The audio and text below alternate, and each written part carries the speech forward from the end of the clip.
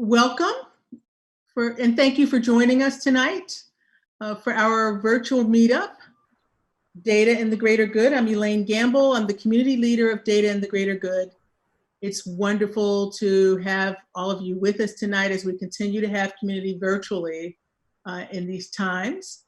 And it's been an honor to have wonderful speakers come and talk to us about how data enables their vision, it enriches the success of nonprofit organizations, whether it's the arts, social justice, environmentalism, and a number of other areas.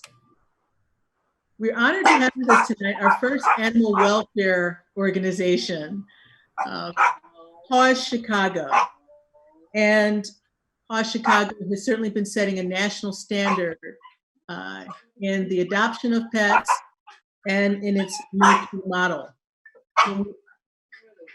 We have a pet joining us, which is wonderful. When we think of pets, we think of the love and joy that they bring us. And when we think about shelters for pets, we might assume that that is also a loving place for them, when in fact, it often is not. And many will go there to be euthanized, never having the joy of being matched with a loving family. PAWs at Chicago has been changing that. They've made dramatic change in Chicago as well as a number of other cities around the country. To tell you a bit more about them, they were founded in 1997 with the mission of ending the killing of homeless pets through a comprehensive no-kill model. Their belief is that pet homelessness is a solvable problem, and through coming together through data-driven approaches, we can be successful in eliminating this issue. PAWs Chicago has led the way in the success with its no-kill model, with free and low-cost spay-neutering, taking in animals from 14 high-risk states, operating one of our country's most state-of-the-art shelters and behavioral programs, which was recognized by Oprah Winfrey on her show, among a number of other leaders, uniting more than 5,000 pets with loving homes every year. And since PAWs Chicago's founding, the number of pets killed annually in Chicago has decreased nearly 100%. Data is a key enabler of their success. And two visionary leaders that are here with us tonight, Jack Druniak and Alexis Faceas, take the lead in success in the no-kill model. To tell you a little bit more about our speakers tonight, Jack Druniak is PAWs Chicago's Vice President of Performance and Program Improvement. Initially, he began supporting medical center operations and then expanded his responsibilities to include broader programmatic strategic planning, among other areas. Prior to joining PAWs, he had a very successful career as a management consultant, focused on academic areas, among others. And his work includes Northwestern Healthcare, managing their systems function, and then leading PAWs Chicago. He has a degree in economics and an MBA from St. Joseph's University, Philadelphia. Alexis Faceas, co-founder of PAWs Chicago, uses her business and legal background to build mission-based organizations and to build social entrepreneurship. In addition to serving as treasurer and supporting all of the operations, she oversees communications, financial, and legal management. Due to her vision, it has become a national model for no-kill animal welfare. Her career success also includes investment banking, as well as digital marketing, among other areas. She resides in Boulder, Colorado with her two rescue pups, earned a bachelor's degree from Duke University and a JD MBA from Northwestern University. Before we go into the heart of Jack and Alexis's talk, I also want to acknowledge and thank Bill Prickett for leading this virtual experience, as well as the video recording of tonight's session. Thank you, Bill. So on that note, I will turn it over to our two speakers, Jack Druniak and Alexis Faceas. It is truly an honor to have you with us here tonight for PAWs Chicago. Welcome. Thank you so much, Elaine. And Bill, thank you for all of your support through this week. We're very, very pleased to be here and really to represent animal welfare in such an important group and initiative. Data really is changing everything, whether it's in the corporate world or in the not-for-profit world. And it's so great seeing a group of leaders come together and really talk about how it can make such an impact. So I will give you a little overview of what we're going to talk about tonight, and we're hoping to probably give a presentation for about 30-35 minutes, and then we'll open the floor for questions. So to begin with, we're just really going to talk about why data is so important to the industry. Then I'll go a little bit into PAWs Chicago's programs, into how we've really targeted the most important initiatives to allocate resources to really make the biggest difference all along the way through our evolution. We'll talk a little bit about some of those results in Chicago.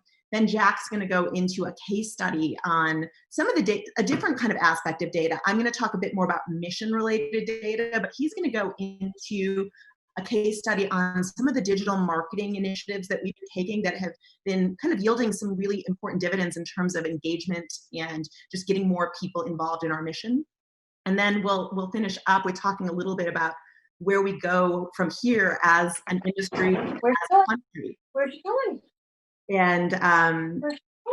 And just some of the thoughts that we have in terms of what the next frontier could be for animal welfare. So to start, I'm going to set the stage with a short video clip about how my mom and I actually got involved in animal welfare 23 years ago.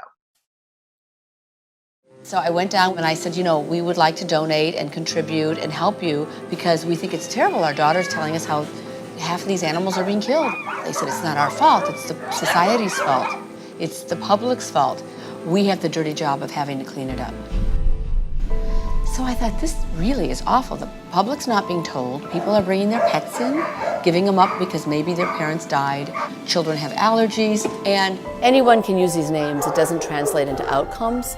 Anyone can call themselves a humane society, a society for prevention of cruelty, an SPCA, an animal rescue, a humane league, an animal refuge or shelter.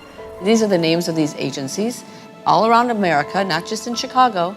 So people are giving up their pets and they're being dead within 24 hours, sometimes within a few hours. This is, to me, fraud.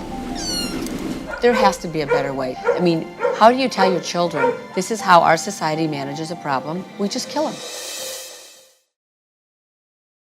So that is really the heart of what got my mom and I involved in animal welfare 23 years ago. I was volunteering for high school community service at a local shelter, and I had absolutely no idea what was happening to the vast majority, to over 60% of the animals that walked into that private shelter's doors every single year. And it was truly shocking to be there and be volunteering in a cat room, and all of a sudden, you know, a kitten would sneeze and the worker would kind of rush over and ask which cat was it, because they wanted to mark an E on the kennel card so that that animal would be killed that night. And it just really blew my mind that it wasn't widely known that this was the solution. It was sort of, you know, animal shelters were kind of out of the way, not really front and center. Rescue was not front and center. At that time, most people would go to breeders or pet stores. I mean, I remember as a kid thinking we would go to the pet stores in the mall and you'd be looking at which breed you'd wanted. It was just a totally different world 23 years ago. And so when we started getting involved, we realized the single biggest issue in this field is a lack of transparency. And really what that comes down to is why data and transparency matter in animal welfare is really this kind of bullet here, which is numbers equals lives. In animal welfare, it's interesting, we have a business background. And so we're used to, you know, looking at KPIs and financials and all of those things on a daily basis. The not-for-profit world, that's a relatively new iteration. And so often over the last 23 years, as we've built PAWs Chicago from a grassroots organization, we've heard people come forward and from the nonprofit sector that come to PAWs and they say, why do you guys always talk about numbers? You know, this organization is just about numbers, because a lot of times people who are motivated or historically have been motivated in not-for-profit are heart motivated. But the reality is numbers equals lives. So if we're not measuring, tracking, and understanding where we are, how can we possibly know how to invest and allocate our resources to make the biggest impact to get where we want to be? So that really is, I think, the number one driver of what we do at PAW Chicago. Another key reason why data and transparency matter is that what my mom has known from the beginning, when she decided, after kind of us getting involved and seeing the mass scale of euthanasia in Chicago, she decided to have an event, because she said, I can't get my friends to come down to the city pound or to the shelter. She said, but I can get them into public spaces. So how do we bring this issue into the light of day? And how do we tell people what's happening? Because people do get mobilized and inspired to act when they actually know that there's a problem. So a lack of transparency really suppresses the people becoming engaged who would otherwise care and want to make a difference. Kind of this third bullet here that is also another indicator of why we think data and transparency is so important is the killing of homeless pets, unlike most issues in our society, is a solvable problem. Minimal relative to, massive crises that impact our communities. With relatively modest investments of resources, this problem actually goes away, and we'll show you how that happens with the right kind of strategic approach to investing resources. And really what that does long term is it preserves resources for other issues and enables us to take the field further into the future. And then finally, the reason data is so important is it really has guided how we decide to allocate the resources that we get. In animal welfare, there is a significant limitation in the amount of resources that are available to us. We do not typically get government funding. The only government funding that really occurs for animal welfare is for city impoundment facilities that are responsible for keeping the streets clear and being a resource for cities and communities. When people can't keep their pets, they can take their pet to the city pound. But other than that, government doesn't really do all that much for animals, which in some ways has enabled us in the private sector to get more involved and make even more of a difference, because we don't have some of the barriers and handcuffs that too much government involvement can often lead to. So those are some of the kind of leading factors as to why we've felt like data and transparency has been one of the most important issues from the beginning. So this article came out on May 4th, 1997. It was the year that I was volunteering for high school community service at that private shelter. And I had no idea, just from my experience in that one place, how magnified the problem was across the city. But this title, unfortunately, the article that we have is very faded, but it says disposable pets, 40,000 dogs and cats put to death here in a year. And it talked about how Chicago had one of the worst euthanasia problems in the country. And what that data was at that time was that 42,561 homeless cats and dogs were killed that year in 1997. And the reality is no one knew about it. This is one article that came out. And that year, Animal Care and Control, the city pound in Chicago, they euthanized 26,000 out of the 28,000 pets coming in. That was 93% of the animals that came into the city pound that year were killed. So it just goes to show how terrible the scenario was for animals, and it was not a part of public discourse at all. And so what we did is my mom decided, let's have an event. And so she invited all of the local shelters to participate, and she went to the stores on Michigan Avenue and Oak Street. And so we invited for one day, had an adoption event in the Magnificent Mile in Chicago. And what that did is it really put a spotlight on the problem. We passed out materials. Ogilvy and Mather did our pro bono marketing for that event. And we passed out these beautiful materials talking about how pet overpopulation and the resulting euthanasia was a huge crisis in our city. All of the news stations came out talking about how they couldn't believe how many animals were being killed in our city. The next day at my mom's office, she had dozens of calls from people saying, how do I get involved? I love what I saw. How can we make a difference? And really, we just started having an event. We didn't have an organization at that time. But what we saw was that once the community actually was engaged in this as being a serious problem, people started stepping forward and saying, I want to be part of this solution. And so as we developed our model over the last 23 years, we really start with this foundation of community engagement. Everything that we do is built on how do we get more people into the cause of pet homelessness.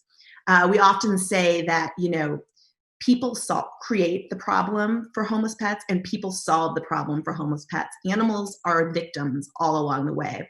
And that's why really engaging people and advocates and supporters in this cause is the most important thing that we've done in the last 23 years.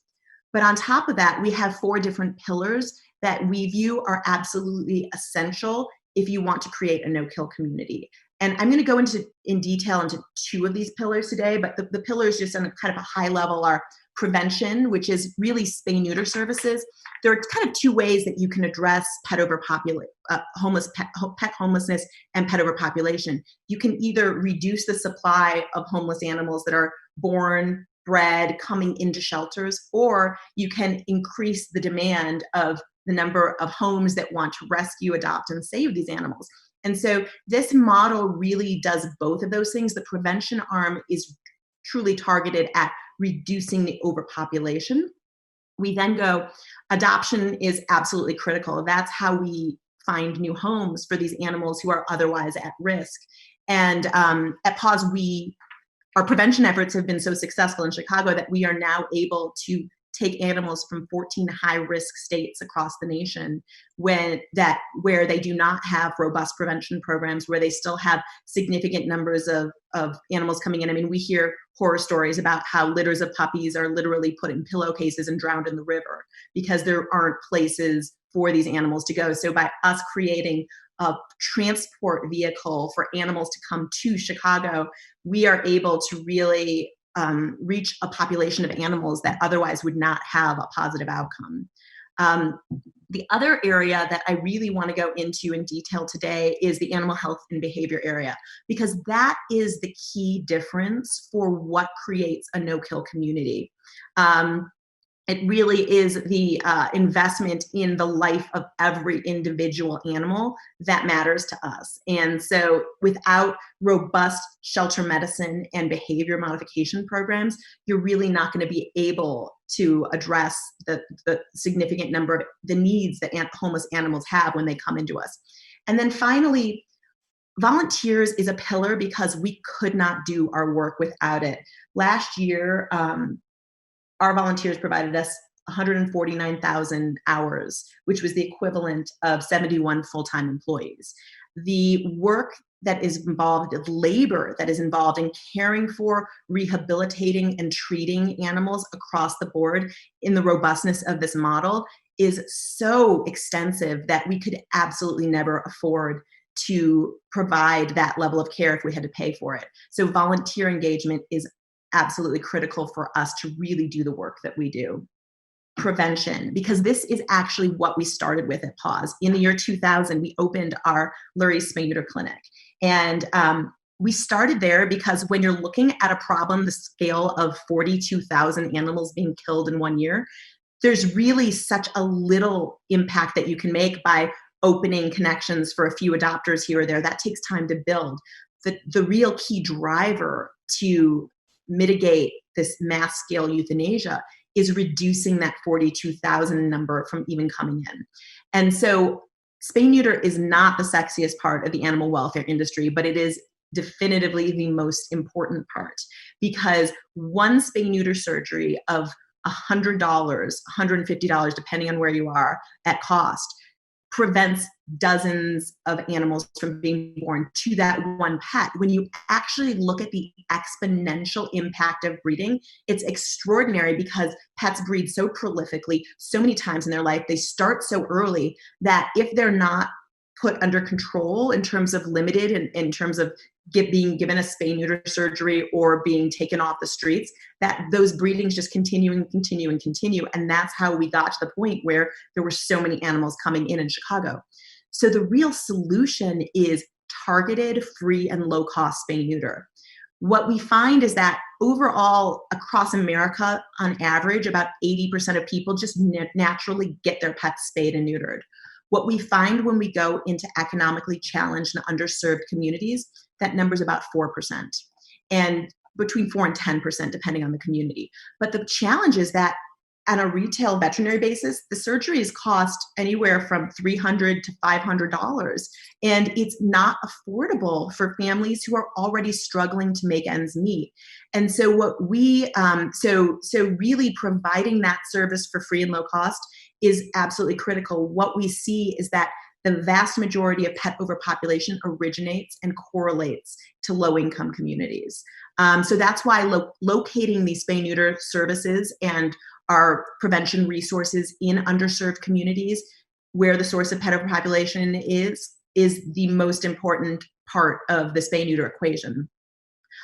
In 2014, we actually added to our spay-neuter clinic a door-to-door outreach component where we have social workers that have targeted specific areas in Chicago, in Inglewood and West Inglewood, and then we recently added back at the Yards, which are communities where our social workers, our interns, and our volunteers go door-to-door and support people with helping them with their animal challenges.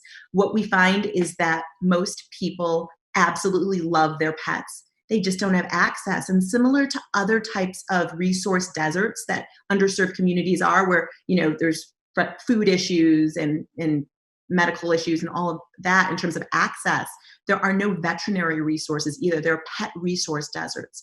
And so by us going door to door and providing resources directly in those most challenged communities, we've seen a tremendous transformation.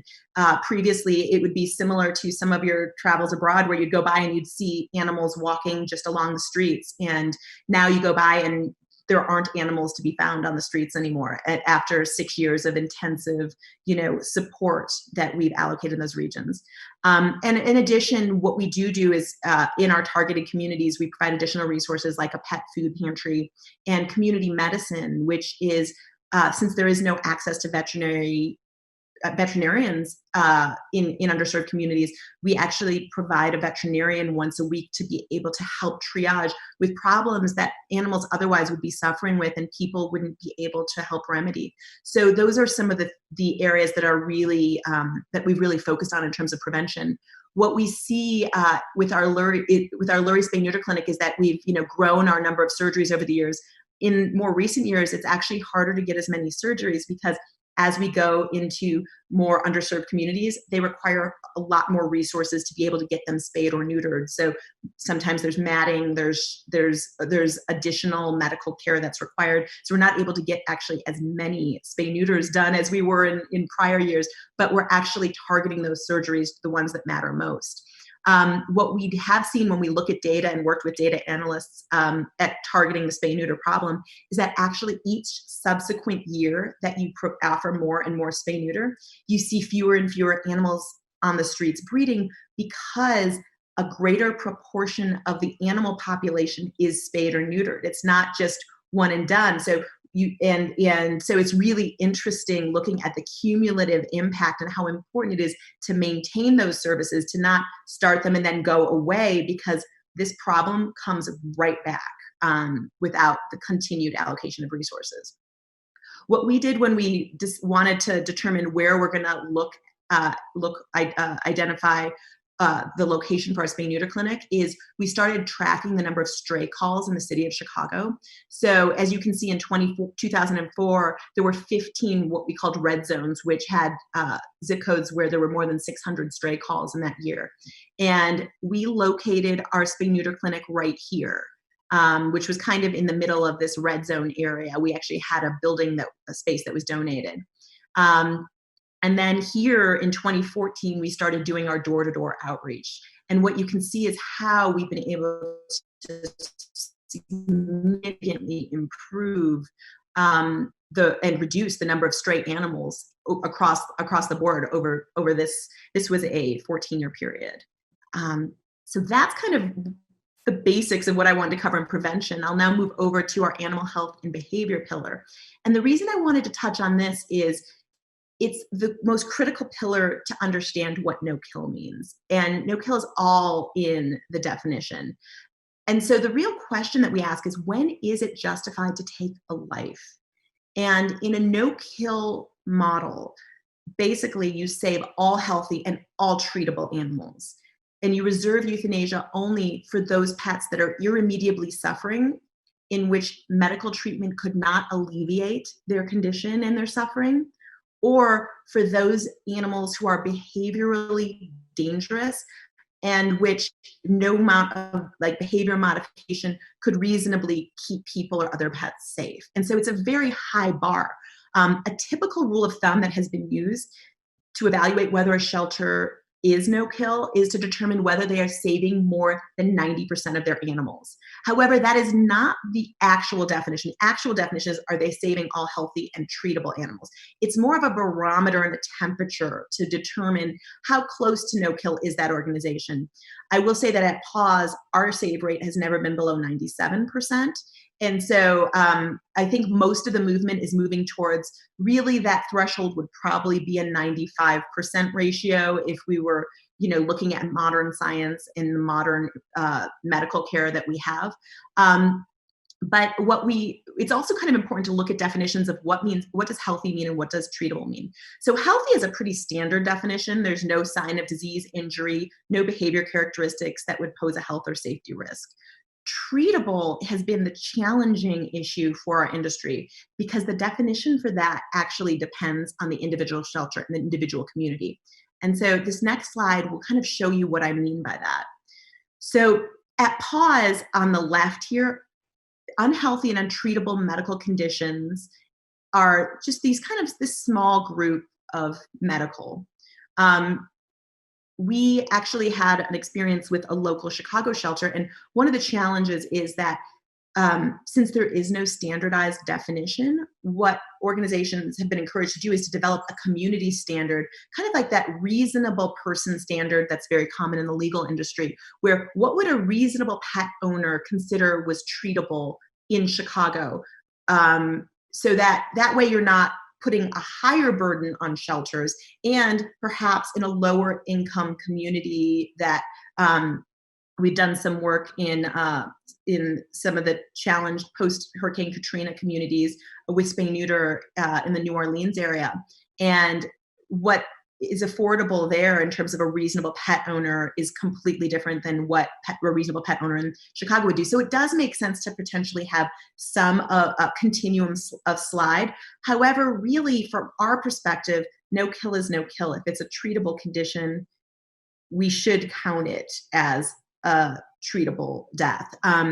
What was interesting is in Chicago, a separate organization actually created what they thought their list of unhealthy and untreatable was. And as you can see, all of this on the right, it includes things like diabetes, which can be managed with insulin. It includes FIV, which most shelters today don't even view as a challenge. I mean, something as simple as incontinence or a luxating patella or an amputation or blindness. They're considering those unhealthy and untreatable. And the reality is that is the problem that we're dealing with when it comes to transparency in this industry. Because if somebody would say that, okay, well, if a dog has cancer, we're going to euthanize it and it's unhealthy and it's untreatable. I'm sorry, but that is not a no-kill organization. Most cancers can be resected or managed, or at least put into hospice care so that animal can live out its life. And so I feel like this slide is really important at showcasing the difference between what a no-kill standard would be and oftentimes what a more traditional standard in the animal welfare world would be, in terms of what's really savable and where our resources should go in terms of saving animals. This, I just kind of wanted to end this with, just to show you a little bit of our data, because we feel like data transparency is probably the single most important thing that we do, because what we want to do, so we report on how many euthanasias, how many died in care, both behavioral and medical, in our organization every year. It's really important. And as you can see, on the dog side, our save rate was 98.43%. On the cat side, it was 97.39%. The reason is that oftentimes cats have much more serious diseases, especially vulnerable kittens. For some reason, like parvovirus, we seem to have a better success rate at treating vulnerable puppies than sometimes a lot of the kitten diseases that will just rage during kitten season. So a lot of times what you see here is on the cat side, we have more medical euthanasias and more animals that end up perishing with that we call it kind of fatal kitten failure to thrive for kittens. And it's just a reality of the different species, unfortunately. But we do have one of the most state-of-the-art medical centers in the country in terms, and we're just about to finish our new $8 million renovation on our medical center. So it's going to be truly best in class opening this fall. So we're really excited about that. The other area that's really important to talk about is the behavior side of things. We have 3 full-time behaviorists and trainers at PAWs because really in a no-kill, we don't believe if an animal is rehabilitatable, if we can find the right home for them, if we feel that they can be managed well and safely and have a thriving life, we will do everything in our power to save them. And so we have every year around a population of 150 what we call level 3 dogs that we end up finding homes for that take a lot longer because it requires sometimes they're totally fear-based. Either they're fearful of men or they can't be around children because there's a trauma or there's a separation anxiety. So it's not just medical conditions like heart. We do pacemakers. We'll do massive medical interventions, especially when the animal will have a fantastic life. But it's also on the behavior side. We have really robust foster and trainers that will really make sure that every animal is saved. And so that's sort of a bit about what we do on a day-to-day programmatic basis. But I did want to showcase a few of the data points here because I think it's so important to show that really at the city pound, which is really the barometer for how well a community is doing when it comes to on the path towards no kill, euthanasia has decreased more than 93% since we started. More than 65% of that is from fewer animals entering shelters. That right there shows the importance of prevention and spay neuter because intake has declined by more than half. And so that is all of a sudden you're dealing with half the number of animals. You can give them better care. You can give them better outcomes.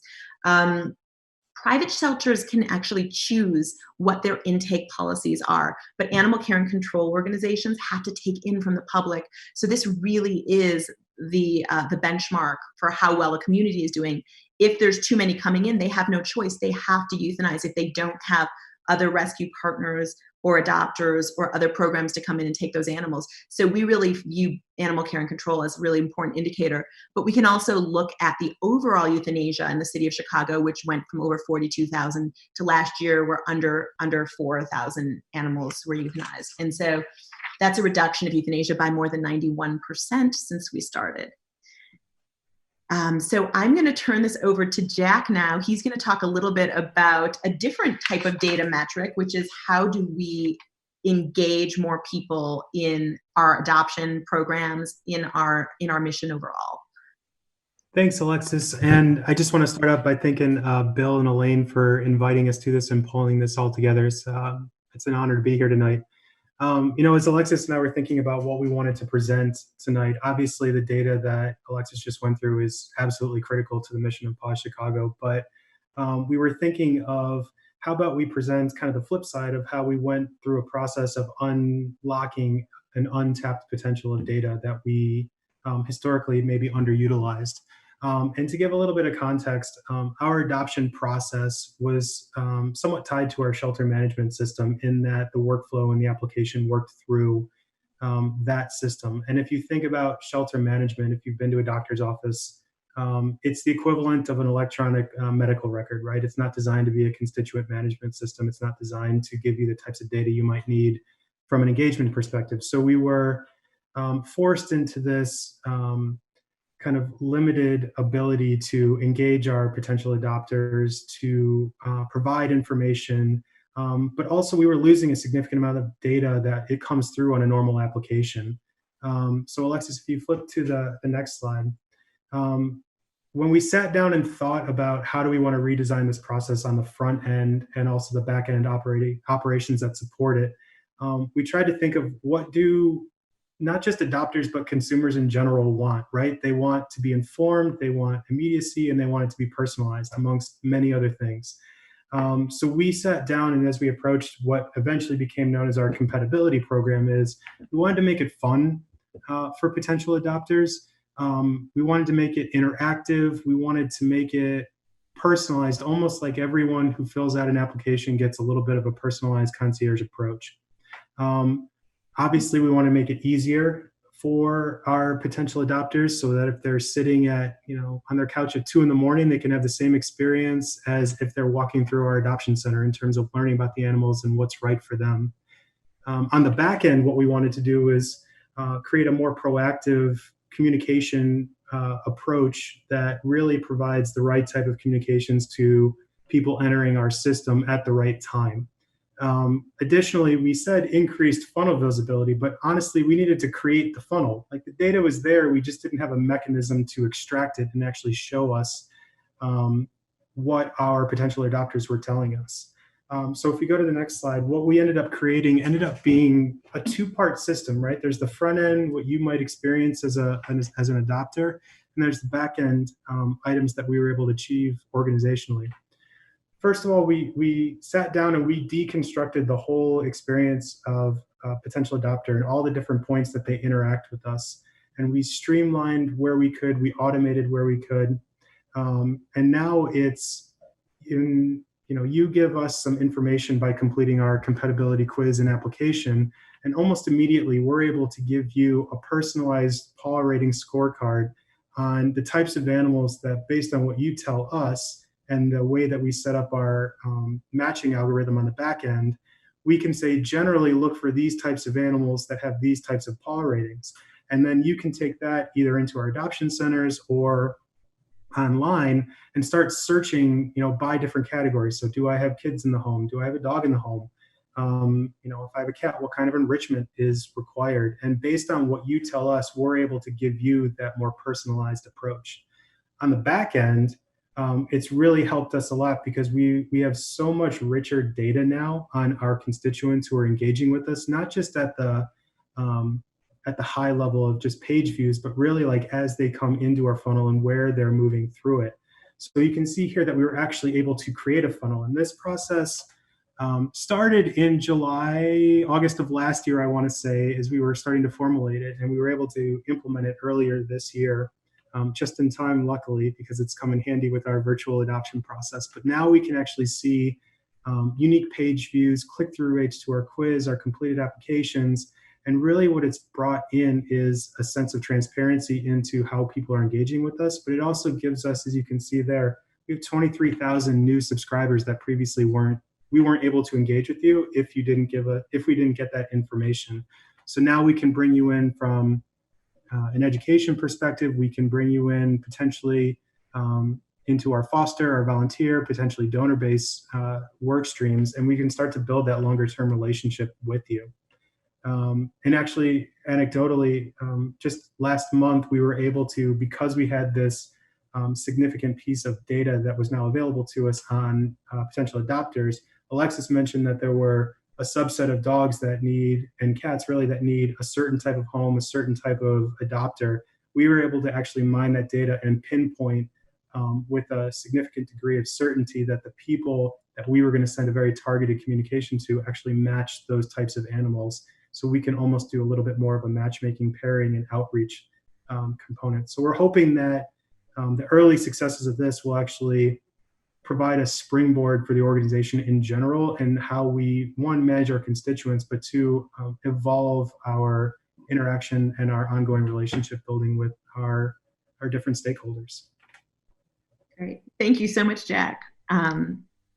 Yeah, this was a huge movement forward for us. And we actually already have shelters who have been reaching out and asking us how if we can share the tech and the the overall design. And so we're working on spreading this across the industry, which is great.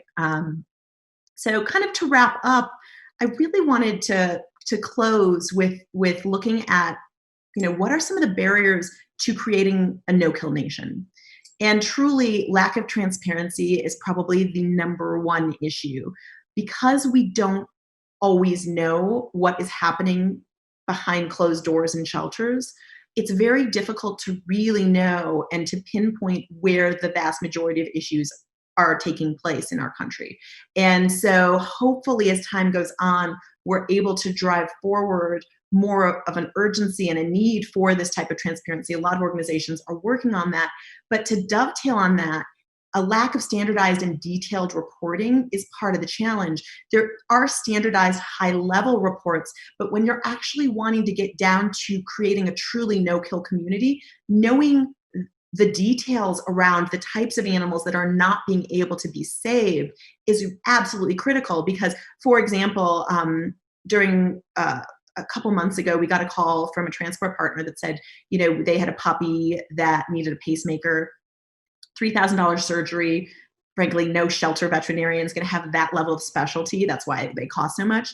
And they went to 20 different shelters, and we said, yeah, we'll take it in. But that's a puppy that most likely would have been euthanized if they weren't able to reach us. And when you look at it, not knowing so are we getting to a point where the closer that you get to no kill, the harder each incremental animal is to save.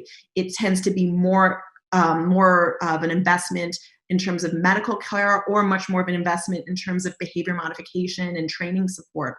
And so knowing exactly where communities and organizations and states are on that continuum is really important to know where to dedicate resources. The next challenge that we see a lot is really more a result of this lack of transparency and lack of standardized reporting, but it's uninformed donors. Most animal welfare donors are completely moved by the cause because they absolutely love animals, and they are very emotionally motivated in their giving. The challenge is that oftentimes, just because you receive a communication with an animal in need, it doesn't necessarily mean that you're sending a check to an organization that is committed to the highest quality of care for those animals.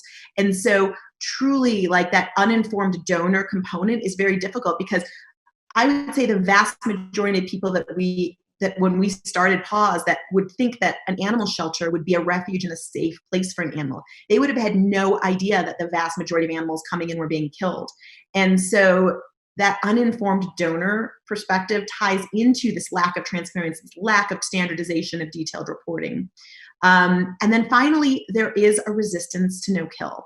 And it tends to be from organizations that have historically managed by euthanizing, because, as I said, with each incremental animal that we're saving, there's more and more resources that are required. So I'll never forget, we were at the city pound, this was a few years ago, and we were looking for a nursing mom, because oftentimes if you have a litter of neonatal kittens, they can latch onto a mom that's already nursing. So you don't have to send it to a foster home where people have to be up every 3 to 4 hours to bottle feed these babies. And the worker's reaction was, well, why don't you just kill them? And it was a really poignant moment, because that right there shows the difference. Like, when you're acclimated to euthanasia as a management tool, it becomes something that, because you're doing it, you have to emotionally accept it. And it's, and really it takes us back to why animal shelters were founded in the first place. Animal shelters were not founded in the 1800s to save animals. They were founded to kill animals more humanely. So euthanasia has been a part of animal sheltering since its inception. At that time, animal control organizations were shooting and clubbing and drowning animals to death. And so shelters said, at least we can give them a humane death. So it was an improvement. But we've come so far. We really have to leave behind us that mentality where euthanasia is a management tool, and shift into really focusing on the individual animal and how do we do the best we can for this animal. We know we're never going to save 100%, but I think at least if we can get to that 95% threshold, we're really doing the best service we can for animals. And then finally, I kind of wanted to end with an idea of what's next in this field?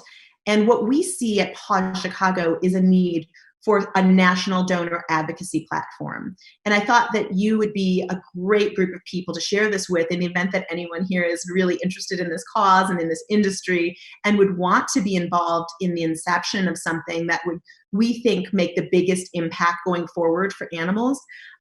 We really want to see and to help create, not as part of PAWs, but as an independent organization, an independent data-driven organization that can evaluate animal welfare nonprofits on a standardized basis based on performance and outcomes.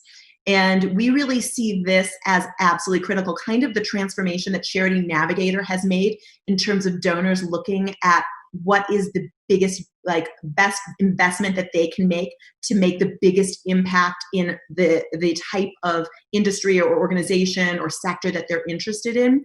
We really feel like within animal welfare, this is absolutely an essential tool that would be able to support donors in stewarding resources in a manner that's consistent with their values and their ethics. Because I know so many people who have historically given to shelters, and when they found out that they euthanized, they were shocked and truly in despair that they thought that they were supporting an organization that had their same values when it came to animals.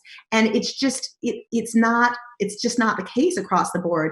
And so what you'll see, I really encourage you, if you're involved with organizations, to really go online and see how easy it is to find their data. How easy is it to find out what their euthanasia rates are, what their outcomes are, what their save rate is, how many spay-neuter surgeries are they doing, where are they doing spay-neuter, is it for communities that wouldn't be able to afford it?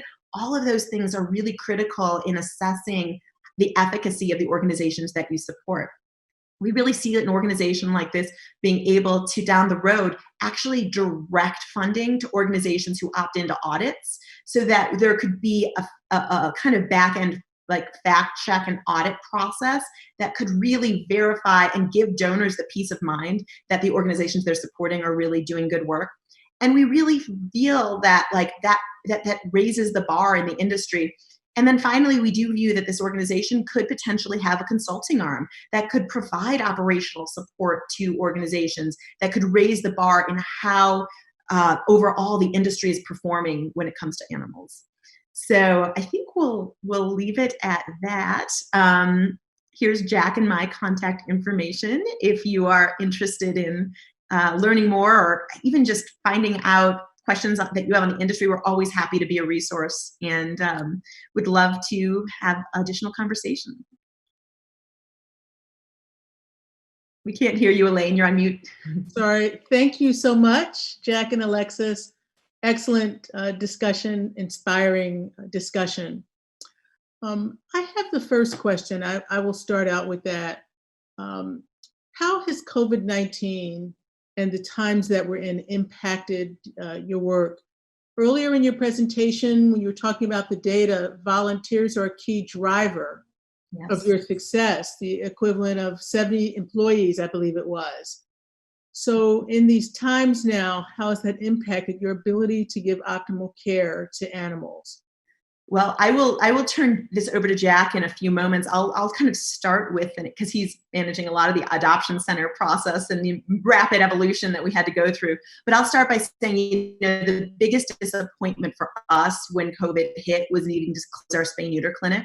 At that time, nobody really knew the impact and how high risk it was. And we have typically 80 to 100 people coming into our spay-neuter clinic every day for high volume spay-neuter. We do very low cost vaccinations.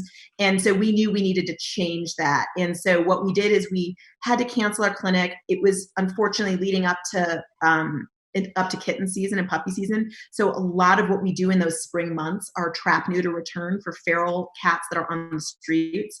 And so unfortunately, we're now seeing a bit larger kitten season than we would have otherwise seen, because we weren't able to get a lot of those ferals in for spay neuter surgery.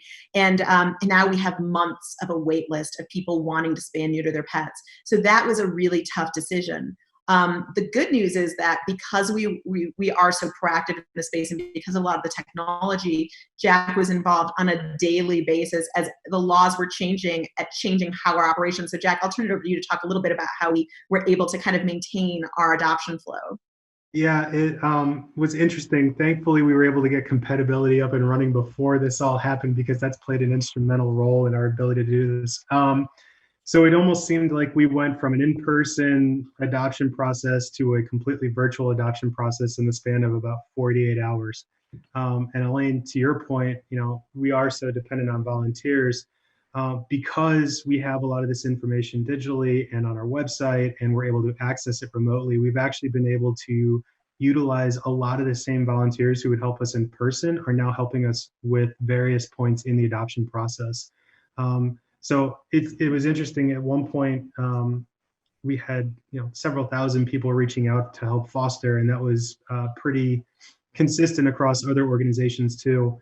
It just the outreach of people thinking, what, I'm home for several months now. Maybe this is the right time if I've been kind of on the fence. So we've actually been able to, since March 26th, while adhering to extremely strict distancing and disinfection protocols, been able to continue our adoption by appointment, where people will submit their adoption inquiry, we'll reach out to them, and we're able to help move them through the process. So really, when they get into the building, they're a lot more informed about adoption and the animal itself. And really, it's just they're there to meet the animal, and if everything goes well, they're able to sign and walk out. Mhm. Excellent. It's really a testament to Jack and his team that we didn't go one day with our adoption center closed. It's just as consistently just been an iteration process. And I think we're only down about 10% from last year to date in terms of adoptions. Yeah. So really, we've been able to maintain throughout this, even though it was a lot of, fly as you go, create the system as you're driving kind of processing. We've really been able to maintain that flow. And it's been so important because a lot of our rescue and transport partners said that we were one of the only places that they could send animals to. Other states closed down to animals coming in. It was a really difficult time for animals who are at risk. So we feel very grateful that we were able to keep that life-saving train going. Any questions from the audience? Any questions from anyone? Well, I actually also wanted to ask you, the ASPCA, which is probably, I guess, in terms of brand, they have a pretty big brand in advocacy, yet not necessarily hands-on the way you are in working with the animals. So what is your relationship with them? What is the nature of it? How do you collaborate? Do you collaborate around data? Do you collaborate around ASPCA other areas? Yeah, they do some great work when it comes to advocacy and outreach. We really find a lot of the nationals where their real sweet spot is reaching volumes of people, talking about issues. What we don't see is as much of the hands-on life-saving that you see with the more local organizations. So we always tell people, if you really want to save the lives directly of animals, support your local shelters. If you want to try to help drive the winds, get behind the winds of change and looking at overall sometimes the legislative process, a lot of the nationals will be much more hands-on and involved in the sweeping advocacy type issues.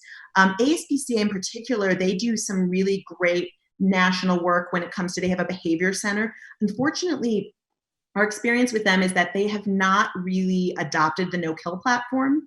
And so they've limited a little bit of how we can engage with them because we are no kill. So that's one of the examples of things that where that issue kind of can drive a wedge in terms of how we can engage. But they do some really great work on the behavior side, on the spay neuter side. So yeah, but we don't really work directly with them at this point. What types of pets are the most difficult to get adopted, and how is that navigated with the compatibility algorithm? So as an example, in the no-kill model, an animal that has a condition, diabetes, etc., that's treatable, of course. However, not everyone could afford, perhaps, the treatment for an animal like that. Does then that skew more to a higher income person? Does it not? How does that work? And who are the most difficult animals to get adopted? And then how do you manage finding homes for them, given the extra responsibility a pet owner might have? I'll start and then I'll turn it over to Jack because I know he has a lot of experience with this as well. So from what I've seen, the single most difficult determining factor is behavior challenges. What's remarkable is that truly we do not have issues with medical challenges with animals, amputations, blindness, diabetes. Like if it's a loving, sweet, gentle, easy to care for animal, those animals get just scooped up. We don't seem to have an issue with seeing those animals longer term. We did have a dog with us for 3 years who was paralyzed with his back legs. He was shot and defending his owner. And he had rear paralysis, so he had his little wheelchair, and he had to be expressed every day. And so he was with us for 3 years because obviously that's a very complicated procedure, but we ended up finding a paramedic who just fell in love with him and took him home, and she did all the expressing and everything. He lived so many years there and was just like, so he's a total love when it comes to like the PAWs family. But yeah, medical issues are not a problem. Really, the behavioral challenges are the biggest issue. And Jack, I'll let you kind of dovetail off of that. Yeah. So when we were developing compatibility, you'll notice if you take some time after to go, complete a quiz or something, you'll see that, it's based on children in the home, pets in the home, both cats and dogs, enrichment needs, activity level. And what we did is, it looks on the surface very simplistic, but really what it was is taking a lot of the work that our canine and feline training teams do with their evaluations, their observations, what we pull in from information that's provided to us from our fosters, from our volunteers in the center, and that's what goes into the ratings you see on the website. So for example, if we know that a dog just can't live with another dog, that factors into the rating and they won't necessarily be rated as high. So that way what we're trying to do is when you say, I don't really want another dog, or I don't need a dog that's social, it opens you up to a broader perspective or a broader spectrum of available animals to you. And then really the compatibility is kind of the front end. Where it really starts to get in is the education component and the conversations that take place with our training teams, with our volunteers, with our adoption staff, to really make sure that we're putting the animal in the right situation, but also the adopter in a situation that's manageable for them, because our goal is permanent placement. Thank you. Well, we're actually right at 8 o'clock. And again, thank you so much for this inspiring discussion and our first animal welfare organization, and certainly have appreciated this very much. Thank you both so much for joining us at Data and the Greater Good. Fantastic job. Thank you. Thank you so much for having us. Thank you so much.